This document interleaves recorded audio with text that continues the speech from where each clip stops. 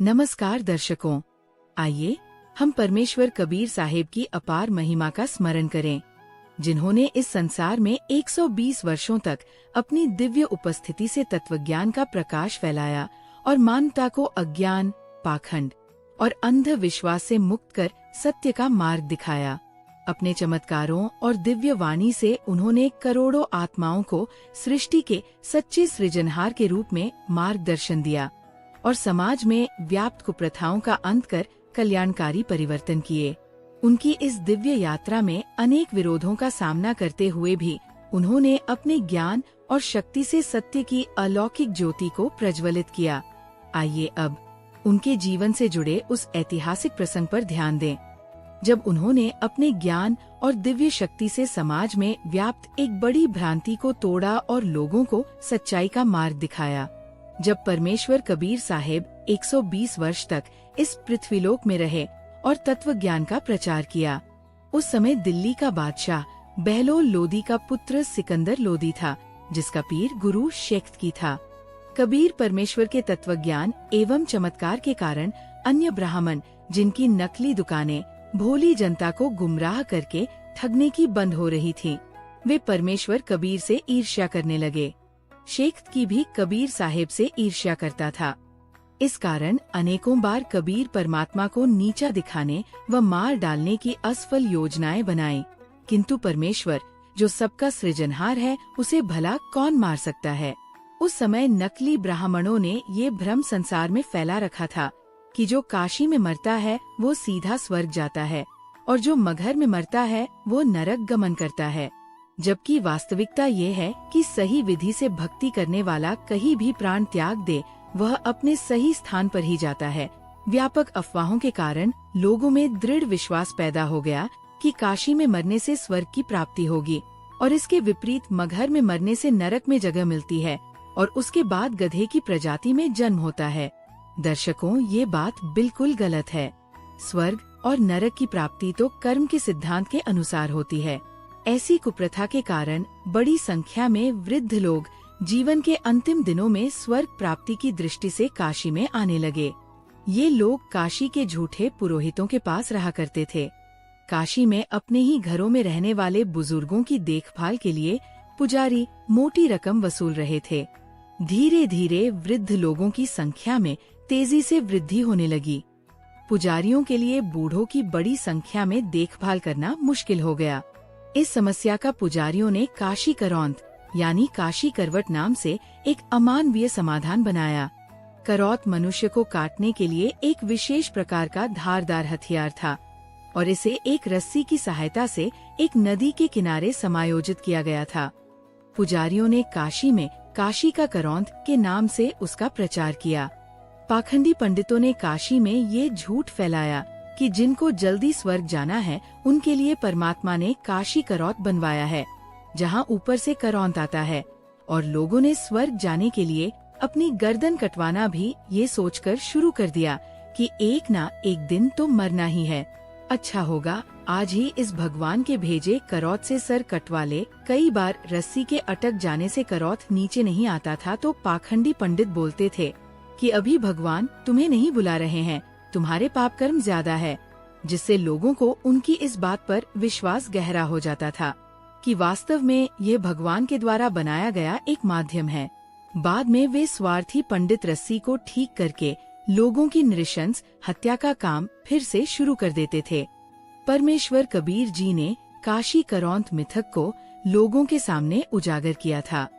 उन्होंने बताया कि भगवान इस दुष्ट प्रक्रिया से अपनी प्यारी आत्माओं को मुक्ति नहीं दे सकते। ब्राह्मणों द्वारा फैलाई इस भ्रांति को तोड़ने के लिए परमेश्वर कबीर साहिब ने काशी के सभी पंडित ज्योतिष शास्त्रियों से कह दिया कि इस दिन वे मगहर में देह त्याग करेंगे तथा वे अपने अपने पोथियों में जांच लें कि मैं कहाँ गया हूँ, स्वर्ग या उससे भी श्रेष्ठ स्थान सतलोक में। ऐसा कहकर कबीर साहिब ने काशी से मगहर के लिए प्रस्थान किया। कबीर साहिब के शिष्यों में दोनों धर्मों यानी हिंदू व मुस्लिम धर्म के लोग थे। राजा बीर सिन्हा बघेल एवं बिजली खां पठान भी परमेश्वर कबीर के शिष्य थे। जब उनको पता चला कि कबीर साहिब जी अपना शरीर का त्याग मगहर में करेंगे तो वे भी मगहर के लिए निकल पड़े। वे चाहते थे कि अपने गुरुदेव का अंतिम संस्कार वे अपनी धार्मिक रीति से करें। बीर सिंह बघेल भी शरीर न मिलने पर युद्ध के उद्देश्य से अपनी सेना लेकर चल पड़े। अन्य हजारों की संख्या में दर्शक एवं शिष्य मगहर गए। जब बिजली खां पठान को पता चला कि कबीर साहेब यहाँ आ रहे हैं, तो उसने भी सेना तैयार कर ली इस उद्देश्य से कि यदि सद्गुरु के शरीर को हासिल करने के लिए युद्ध करना पड़े तो करेंगे एवं अपनी धार्मिक रीति से अंतिम संस्कार करेंगे। कबीर साहेब मगहर पहुँचे तो राजा ने कबीर साहेब से स्नान हेतु प्रार्थना की। परमात्मा ने कहा कि वे बहते जल में स्नान करेंगे। तब बिजली खां पठान ने बताया कि उन्होंने कबीर साहेब के लिए पानी की व्यवस्था की तो है, लेकिन बहते हुए पानी की नहीं, और पास ही सूखी पड़ी आमी नदी के विषय में परमात्मा को बताया। तब परमात्मा कबीर साहेब ने आमी नदी देखने की इच्छा व्यक्त की। आमी नदी को देखकर कबीर साहेब ने हाथ से आगे बढ़ने की ओर इशारा किया। उतने में ही नदी जल से प्रवाहित हो गई और बहने लगी।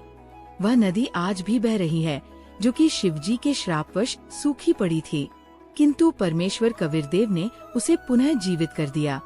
सहशरीर सतलोक प्रस्थान के समय परमेश्वर कबीर साहेब ने दोनों राजाओं को सेना लाने के लिए फटकार लगाई, क्योंकि वे अंतर्यामी थे एवं सब जानते थे, तथा पुनः समझाया कि तुम एक पिता की संतान हो, हिंदू मुस्लिम अलग नहीं हो, वह झगड़ा करने से मना किया। वास्तव में एक बहुत बड़ा गृह युद्ध परमात्मा ने टाल दिया। फिर परमात्मा ने एक चादर नीचे बिछवाई एवं उसके ऊपर स्वयं लेटकर अन्य चादर ओढ़ ली। कुछ फूल नीचे वाली चादर पर बिछा दिए। तत्पश्चात आकाशवाणी हुई कि कोई झगड़ा न करे। इस चादर के नीचे जो भी मिले उसे आप हिंदू व मुसलमान आधा आधा बांट लें।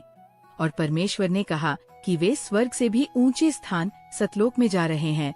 जब चादर हटाई गई तो केवल सुगंधित फूलों के अलावा कुछ न मिला, क्योंकि कबीर परमेश्वर सशरीर सत्यलोक चले गए थे। वे सहशरीर आए थे, वह सहशरीर चले गए। उस स्थान में रुदन होने लगा।